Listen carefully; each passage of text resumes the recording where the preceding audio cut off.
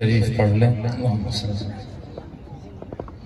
بسم اللہ الرحمن الرحیم نحمدہ ونصلی ونسلم علی رسولہ الکریم اما بعد۔ طالب علم نے مجھ سے کہا کہ تقریر کرنا ہے مجھے 2-3 منٹ۔ مجھے اندازہ نہیں تھا کہ اتنی اچھی تقریر اور اتنے اچھے انداز میں یہ پیش کرے گا۔ ہم سبھی دعا کرتے ہیں کہ اللہ اس کو قبول فرمائے اور ترقی عطا فرمائے۔ یہ کہا گیا نا، یہ مدرسہ ہے کوئی میکدہ نہیں ساقی، یہاں کی خاک سے انسان بنائے جاتے ہیں۔ تو یہ سلسلہ ہے کہ ایک طالب علم جو گھر سے اس حالت میں آتا ہے، بلکہ یوں کہا جائے کہ بعض طالب علم اس حالت میں آتے ہیں کہ انہیں کپڑے پہننے کا سلیقہ نہیں ہوتا۔ مدرسے میں اساتذہ والدین کی طرح ان کو کپڑے پہننا سکھاتے ہیں۔ پینٹ تو وہ پہن لیتے ہیں لیکن شلوار باندھ نہیں پاتے۔ اساتذہ ان کو ماں کی طرح پہناتے ہیں اور باندھتے ہیں۔ ٹوپی لگاتے ہیں، کلی کا پتہ نہیں ہوتا کہ آگے کرنا چاہیے کہ پیچھے۔ اور آگے میں کہوں، یہ فرائض کے بارے میں جو ذکر کیا، یہ سب سکھایا جاتا ہے۔ بعض دیہات کے بعض بچے آج بھی اس دور میں مدرسے میں جو آتے ہیں کہ انہیں استنجے کے لیے بیٹھنے کا سلیقہ اور طریقہ معلوم نہیں ہوتا کہ کہاں بیٹھیں، کیسے بیٹھیں۔ اساتذہ والد اور والدہ کا دونوں کا حق ادا کرتے ہیں، صبح سے لے کے شام تک، اور رات بھر اپنی نگرانی میں رکھ کر چل پھر کر ان کو اڑاتے ہیں۔ سردیوں میں کوئی طالب علم کھل جاتا ہے تو استاد اور ذمہ دار اس کو جا کر اڑاتے ہیں، جس طریقے سے رات میں کھلنے پر ماں اڑاتی ہے کہ بیٹے کو ٹھنڈ نہ لگ جائے۔ یہ اساتذہ فکر کرتے ہیں، پھر اس کو پڑھنا سکھاتے ہیں، عقائد بتاتے ہیں، نماز روزہ سکھاتے ہیں، اور اس کو اس لائق بناتے ہیں کہ وہ آگے چل کے ہمارے لیے مؤذن بنتا ہے، امام بنتا ہے، محدث بنتا ہے، مفسر بنتا ہے، اور تمام طرح کی خدمت انجام دیتا ہے۔ میں غور کر رہا تھا کہ یہ چھوٹا سا مدرسہ، بلکہ یوں کہا جائے کہ مدرسہ کوئی چھوٹا بڑا نہیں ہوتا، بس مدرسہ ہے وہ مدرسہ ہے، دینی ادارہ ہے جہاں پر قرآن پاک پڑھا جا رہا ہے۔ اللہ کے یہاں کتنا مقبول ہے یہ ہم اندازہ نہیں لگا سکتے۔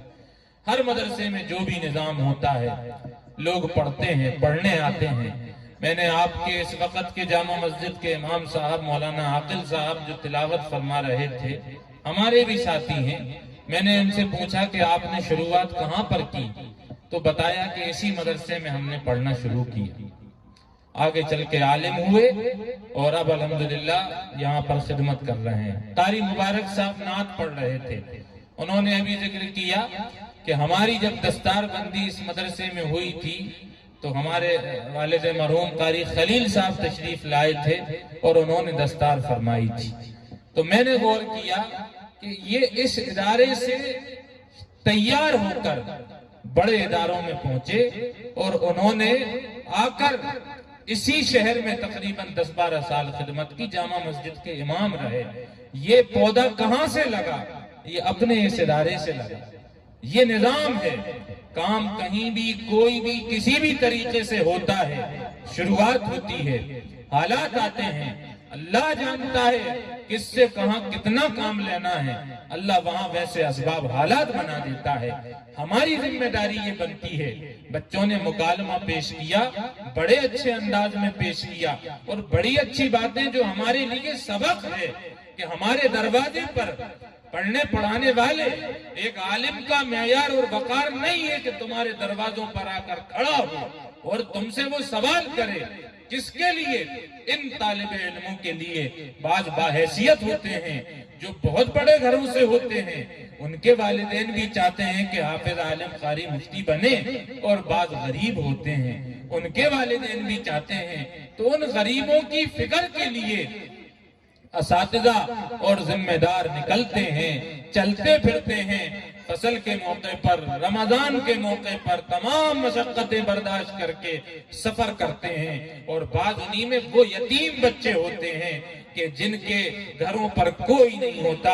ہم لوگ مدرسوں سے تعلق رکھتے ہیں، یہ پوری صف، چاہے مفتی مصطفیٰ صاحب، ہمارے برادر مکرم مفتی شہر ساگر، مفتی مصطفیٰ صاحب، مولانا نظر محمد صاحب، مولانا عاقل صاحب، مولانا جمال صاحب، مولانا کوثر صاحب، اور مجمع میں بہت سے علماء، خود حافظ سعید صاحب، قاری اسد صاحب، اور ہم سب کے بڑے حضرت مولانا مفتی محمد احمد خان صاحب، ہم سب مدرسوں میں رہتے ہیں، اپنی سعادت سمجھتے ہیں کہ اللہ نے ہمیں مدرسوں کے لیے چنا ہے، ہم اپنے لیے، اپنی نسلوں کے لیے اور قوم کی نسلوں کے لیے کچھ کر رہے ہیں۔ اللہ اسے قبول فرما لے، دنیا جہان میں، آخرت میں اس کی برکتیں عطا فرما دے۔ بعض موقعوں پر چھٹیاں مدرسے میں آتی ہیں، بہت سے بچے چلے جاتے ہیں، بعض یتیم بچے مدرسے میں رہ جاتے ہیں۔ اس سے پوچھتے بیٹا آپ نہیں گئے؟ وہ کہتا ہے کہ گھر پہ کوئی لے جانے والا نہیں ہے، گھر پہ کوئی لے جانے والا نہیں ہے، امی اکیلی ہیں، یا ماں بھی نہیں ہے، خالہ کے پاس رہتا ہوں یا چچا کے پاس رہتا ہوں، دیکھو وہ کب آتے ہیں۔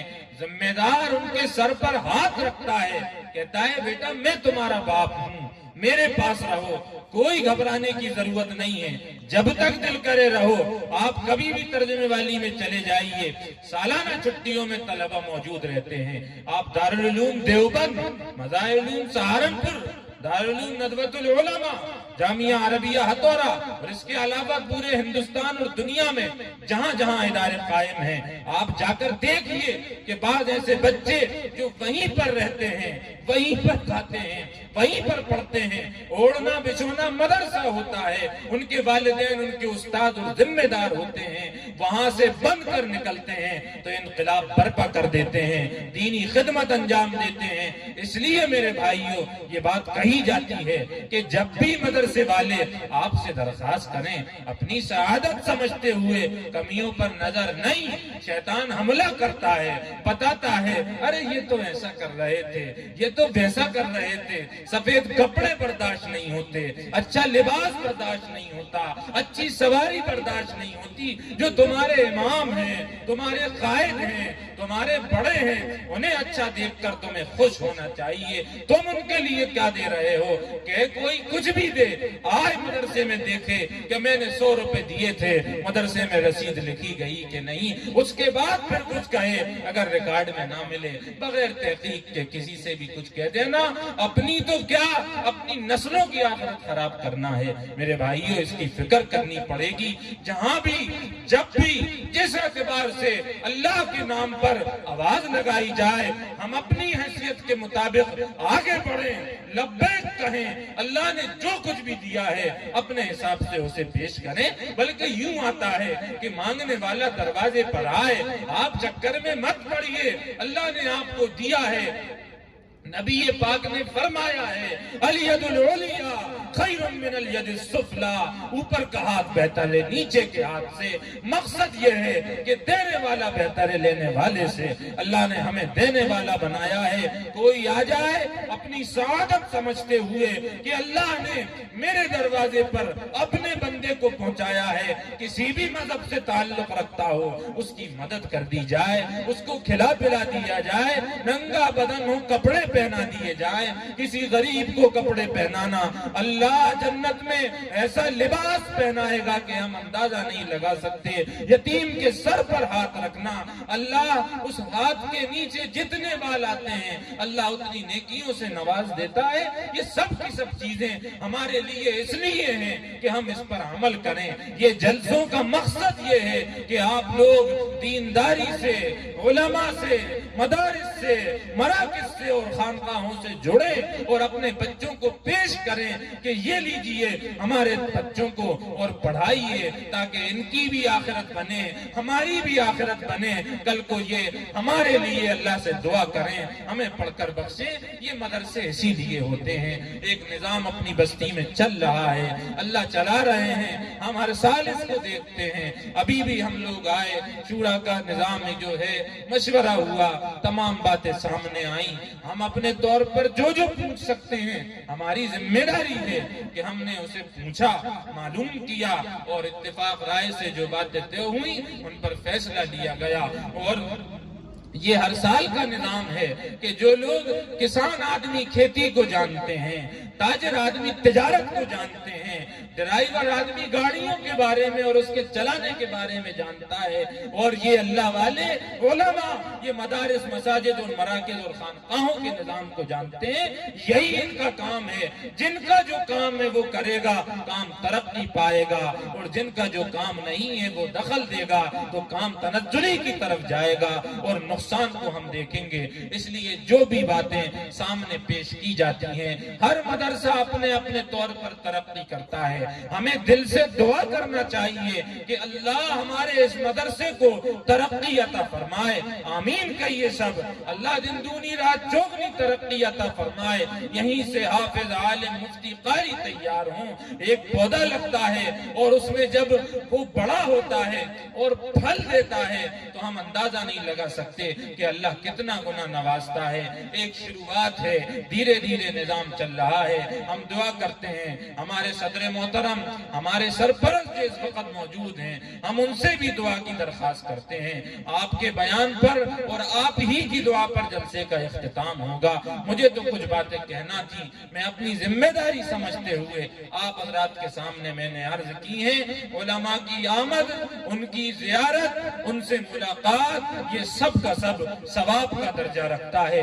نیکیاں ہمارے